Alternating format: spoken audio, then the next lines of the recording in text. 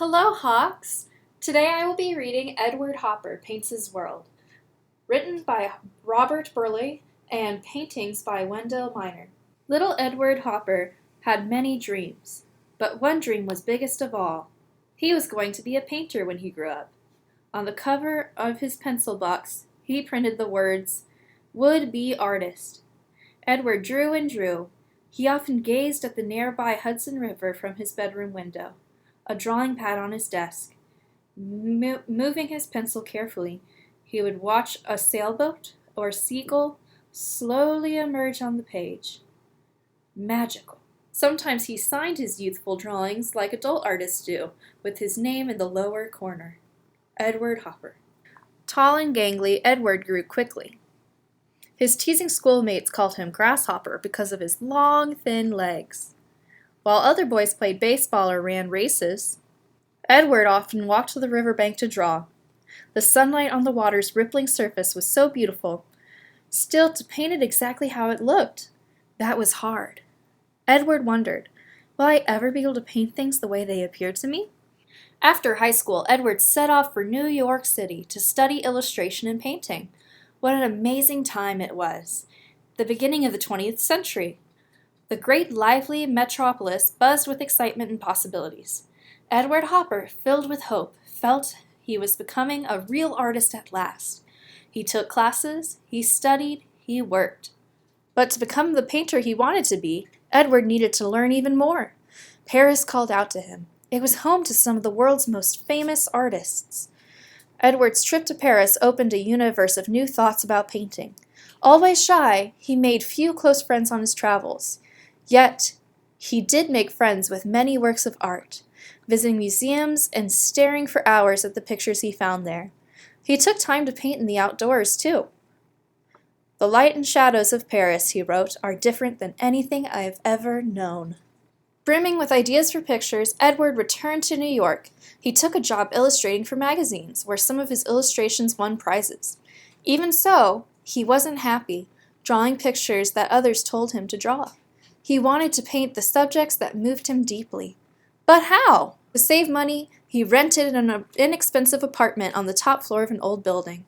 His rooms were heated by a single stove, which he filled with coal he hauled up each day from the basement. The bathroom wasn't even in the apartment, it was down the hall. But who cared? There was more space for him to paint. America was changing, and Edward was eager to make art in a fresh, new American way. There was one big problem. No one wanted to buy his paintings. Still, he didn't give up. Because he was fascinated by the look and feel of old houses, Edward began to make paintings out of them. Once, he remarked, all I want to do is paint the sunlight on the side of a house. But maybe Edward liked to paint houses for another reason. Many houses in his paintings seem moody, quiet, and alone. Were Edward's houses a bit like Edward himself? When he was nearly 42 years old, he married another artist. Her name was Jo Nivison. Years before, Edward and Jo had been fellow students in art school.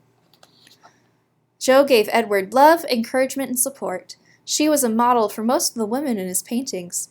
She kept a careful diary explaining how he created his work, and along with Edward, she loved reading poetry and going to plays and watching movies. They worked together, too. Sometimes they drove into the country, where they painted in the open air. If the weather was bad, they even painted in the car. At other times, they drove north along the Atlantic coast, where Edward often painted the lighthouses they saw along the way. His lighthouse paintings were amongst his most beautiful works. The paint glows. The tall lighthouses rise up, beaming in the sunlight, looming above the land and sea. Jo and Edward later built a small cottage by the bay on Cape Cod, Massachusetts, where they spent summers working and relaxing. Here, Edward painted many pictures of the sea. As he drove through the nearby countryside, Edward stayed on the lookout for scenes that moved him. Not pretty gardens and pleasant farms, but lonely roads, deserted buildings, or dying businesses. One painting, Gas, shows an isolated gas station. It captures the quiet emptiness that he had discovered on his explorations. Yet Edward Hopper still loved the city. He spent many hours walking through New York streets, and as always, he was searching. He was looking for what other artists didn't paint. He wanted to paint what others didn't see. Edward wanted to paint only what he saw. Wandering through the city, Sketchbook in hand, he looked. He saw faces staring out from upstairs windows.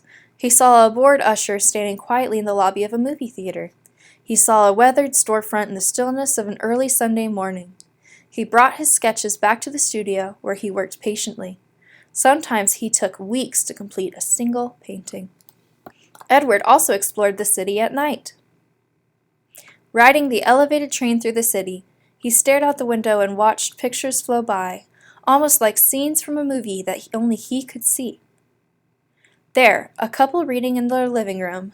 There, a man working late in a dim office. There, a lonely stroller on a dark street. Often, the people were serious. They seemed slightly sad. What had happened to them? What was about to happen? These small mysteries became the subjects for many of Edward Hopper's paintings. But Edward didn't just copy what he saw. His paintings often combined things he sketched on his travels: a cafe in a deserted street corner, customers drinking coffee, lost in thought, or dark shadows on an eerie green pavement. Staring with scenes and details like these, Edward used his imagination to create some of his best-known pictures. One famous painting shows solitary people sitting at a counter in an all-night diner. The painting is called Nighthawks. I was painting the loneliness of a large city, he later explained. As the years passed, more people saw Edward's paintings. Museums wanted to display his work. Critics began to see something strange and wonderful in his pictures. But Edward and Jo continued to live simply in their cottage on Cape Cod or in their New York apartment. And Edward, as always, continued to paint. Once, someone asked Edward why he painted. He paused for a moment. "Why do I paint? Well," he finally answered, "I'm after me." Yes, Edward wanted his paintings to show what he saw, what he felt, and who he really was. One of his last works is Sun in an Empty Room. We see a room with light pouring through a window. Nothing more. All is calm. All is still. Was Edward satisfied at last? Whether it was lighthouses, people in lonely diners, or simply light on a wall, Edward Hopper had searched for, discovered, and painted his special world.